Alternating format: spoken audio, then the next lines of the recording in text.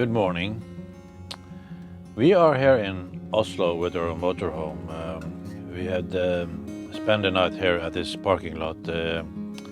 It's up in Grefsenkollen. It's a little hillside just north of Oslo, still inside Oslo. Now the plans for today is to go down to visit the museum Fram and Kon-tiki museum down at Bygdøy in Oslo. There are some bus connections from this parking lot up in Grefsenkollen down to town to Oslo, but you need to change the bus from, you can either choose to go to the metro system or another bus.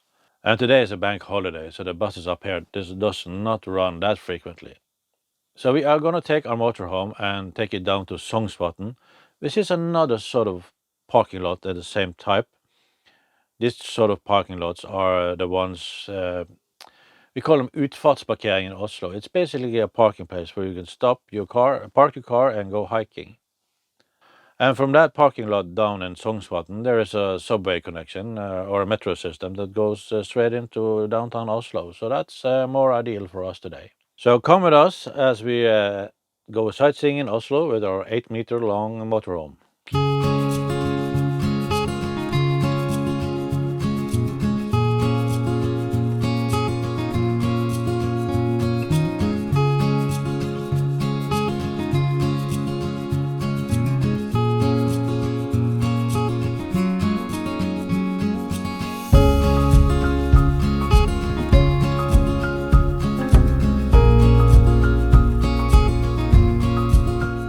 We have put everything we need for a day of exploring in Oslo in our little bag here. It's funny how much you need just for a couple of hours exploring. But it's good to have an extra jacket in Norway in May, you never know. Well, let's see what Oslo has in store for us.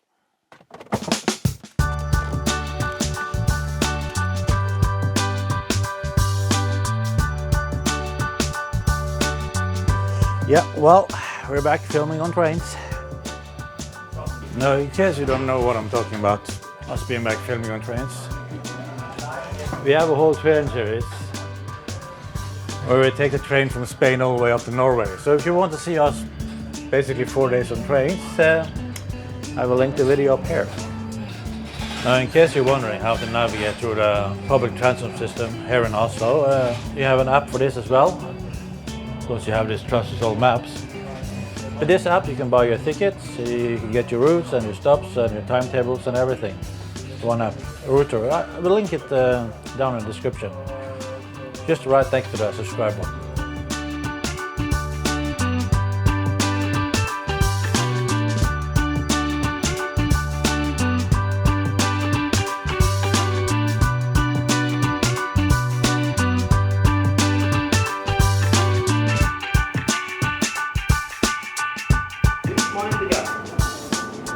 Please mind the gap.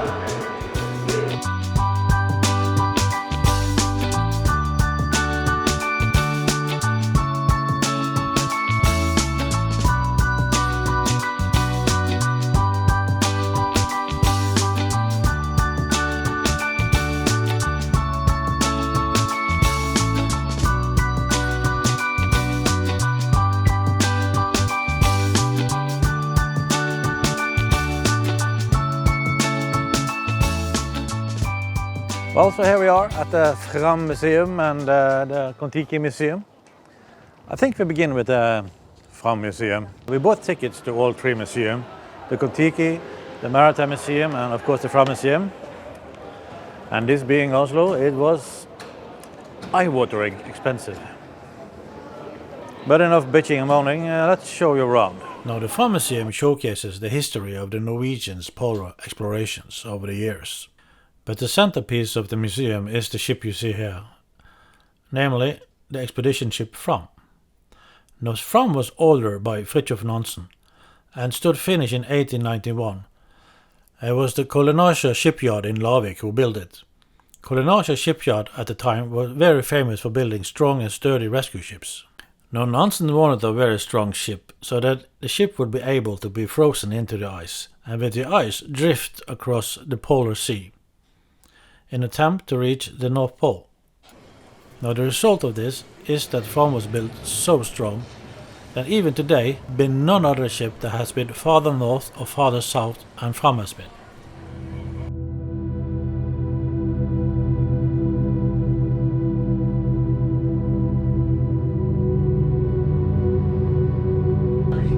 If we're going to win, there must not be a single trouser button missing. And so, as well as food for the crew and the animals, the ship was loaded with everything it could.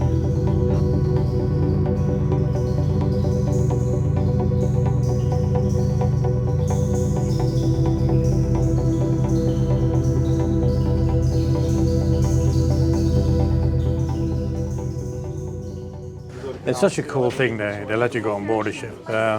It sort of reminds me of the ship tour we did of HMS Victory in England. Because back then, even the ship deck were even lower than here, because that ship is even older. So I guess as time goes by, we get taller and taller and taller. Ow. Building number 2 is more dedicated to Roald Amundsen and his expeditions. And the centerpiece of this museum is his ship, the Hardangerjakten Gjøa. So here we are on board in Gjøa. This is the first ship that successfully navigate the Northwest Passage. And to me this ship has sort of a special meaning, because actually when I met crew, I used to work on an almost similar ship as this one. It's a little bit bigger and a little bit older. And I mean, when I look at this, it just brings back memories. Of course, these beams you see here are not the original design from Gjøa. Gjøa is the man who designed these ships. These are put in a sort of a strengthening to the ship so that the ice wouldn't crush the hull. And now, the Norwegian Maritime Museum. I guess there is no secret that Norway is well known for its maritime traditions, all the way up from the Vikings to this day. And the Maritime Museum really shows that history in a good way. The oldest boat you can see in the museum here is this boat that was carved out of a log. It's 2,200 years old.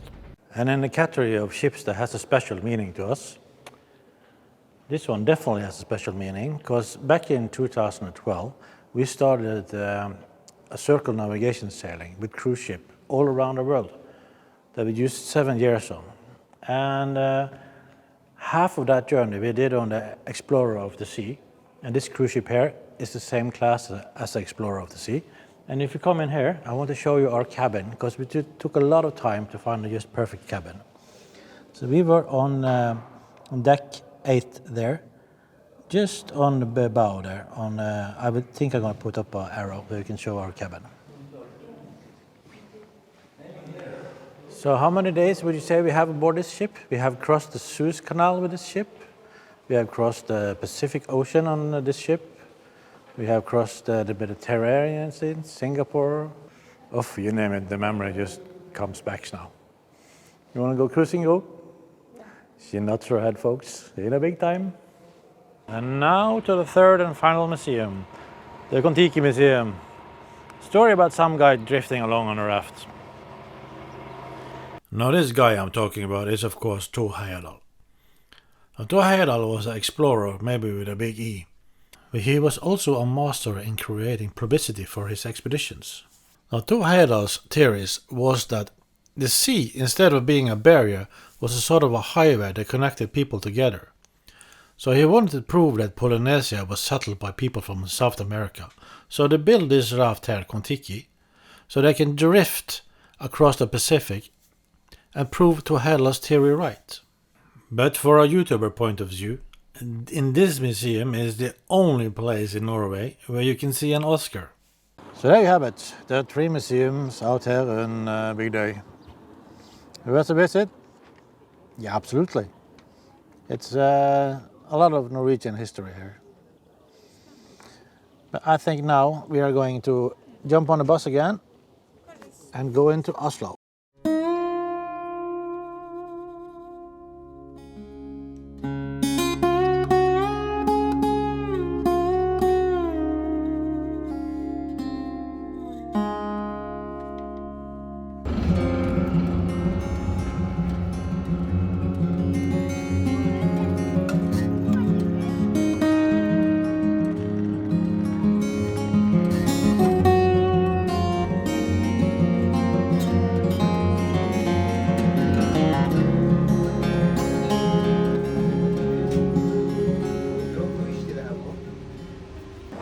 We have come here to Dronningen Kebab. This is our favorite place to get kebab here in Oslo. It's just above the train station.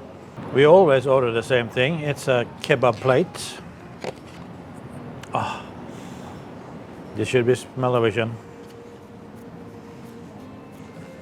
And now, the tasting.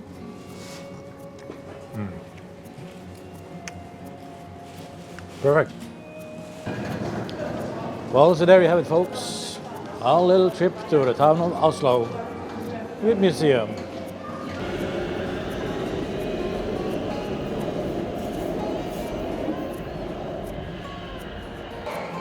Well, we are very glad to have you here with us, and we really hope you like this video.